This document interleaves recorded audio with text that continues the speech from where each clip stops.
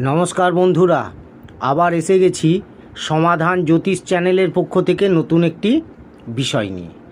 আজকের বিষয় হলো যুবা অবস্থায় এসে প্রবল শক্তি বাড়াবেন রাহু। 134 দিন প্রচুর ধন সম্পদ লাভ করবেন 3 রাশির জাতক জাতিকারা।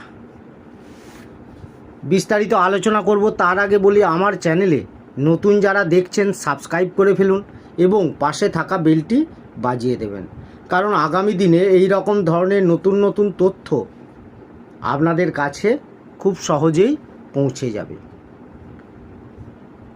সেই জন্য ভিডিওটি প্রথম থেকে শেষ পর্যন্ত দেখতে থাকুন, তবেই বুঝতে পারবেন। পাপী ও ছায়া গ্রহ রাহু বর্তমানে মীন রাশিতে বিরাজ করছে। এবছরে রাহুর কোনো রাশি পরিবর্তন হবে না, তবে বিভিন্ন সময়ে জীবন প্রভাবিত করবে। জ্যোতিষ গণনা অনুযায়ী 23শে মে থেকে রাহু অংশ বলের ভিত্তিতে যুবা অবস্থায় গোচর করবে। এই সময়ে রাহু মহাশক্তিশালী অবস্থায় মীন রাশিতে অবস্থান করবে। অংশবল 12 থেকে 18 ডিগ্রির মধ্যে থাকলে গ্রহ সক্রিয় হয় ও নিজের সম্পূর্ণ ফলাফল প্রদান করে। 30শে অক্টোবর মীন রাশিতে প্রবেশ করার পর রাহু 0 ডিগ্রিতে অবস্থান করছিল। এটি রাহুর নিষ্ক্রিয় অবস্থা। ক্রমশ রাহু অংশবল বৃদ্ধি পেয়েছে এবং বর্তমানে 18 ডিগ্রিতে এসে যুবা অবস্থায় প্রবেশ করেছে এই গ্রহ। 3রা অক্টোবর পর্যন্ত পূর্ণ যুবা অবস্থায় থাকবেন রাহু। রাহুর এই যুবা অবস্থা বেশ কিছু রাশির জাতকদের জন্য শুভ। এই সময়ে কারা লাভবান হবেন এবং কোন রাশির জাতকরা লাভবান হবেন তা বিস্তারিতভাবে জেনে নিন। প্রথমে যে রাশির কথা বলবো সেটি হলো তুলা রাশি। মহাবলী রাহু তুলা রাশির জাতকদের জন্য লাভজনক প্রমাণিত হবে। আইন আদালতের মামলা থেকে মুক্তি পাবেন। মানসিক শান্তি লাভ করবেন এই রাশির জাতক জাতিকারা। দীর্ঘদিনের সমস্যার সমাধান হবে এবার। আত্মবিশ্বাস ও সাহস বৃদ্ধি পাবে। সমস্ত ক্ষেত্রে প্রতিযোগীদের পেছনে ফেলে এগিয়ে যেতে পারবেন। এই রাশির জাতকরা বিদেশ যাওয়ার স্বপ্ন আপনাদের পূরণ হবে। ঋণ থেকে এই সময় মুক্তি পাবেন। আপনাদের উচ্চাকাঙ্ক্ষা এই সময় বৃদ্ধি পাবে। ব্যবসা বিস্তারের জন্য সহজে ঋণ পেতে পারেন।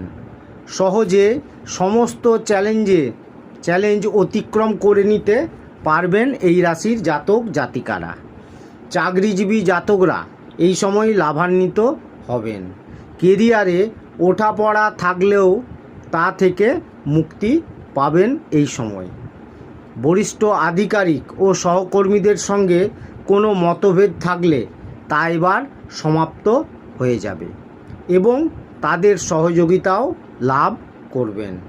কর্মক্ষেত্রে বড়সড় পরিবর্তন পরিলক্ষিত হবে। এই সময় অবসাদ থেকেও আপনি মুক্তি পাবেন। এরপরে যে রাশির কথা বলবো সেটি হলো ধনু রাশি। এই রাশির জাতকরা 1 জুন থেকে অর্থাৎ মঙ্গল রাহুর অঙ্গারক যোগের প্রভাব শেষ হওয়ার পর থেকে পূর্ণ ফলাফল পাবেন। রাহুর যুবা অবস্থা এই জাতকদের জীবনে ইতিবাচক প্রভাব বিস্তার করবে। পরিবারের বিবাদের সমাধান এই সময় হয়ে যাবে। পরিবারে আনন্দের পরিবেশ থাকবে। পরিবারের সদস্যদের মধ্যে চলতে থাকা ভুল বোঝাবুঝি এই সময় সমাপ্ত হয়ে যাবে। রাজনীতির সঙ্গে জড়িত ধনুরাশি জাতকরা এই সময়ে ভালো লাভ পাবেন। গাড়ি ও সম্পত্তি লাভের যোগ রয়েছে। আর্থিক পরিস্থিতিরও উন্নতি হবে। আয়ের নতুন নতুন উৎস পাবেন। ঋণ মুক্তিও এই সময় আপনাদের হয়ে যাবে। মা বাবার স্বাস্থ্য সমস্যা থাকলে তা থেকে এবার দূর হবে। ব্যবসায়ীরা প্রচুর মুনাফা অর্জন করতে পারবেন। রাজনীতিতে যে জাতকরা আছেন তাদের এই সময় লাভ নিশ্চিত হবেই। নতুন বন্ধুত্ব আপনাদের গড়ে উঠবে।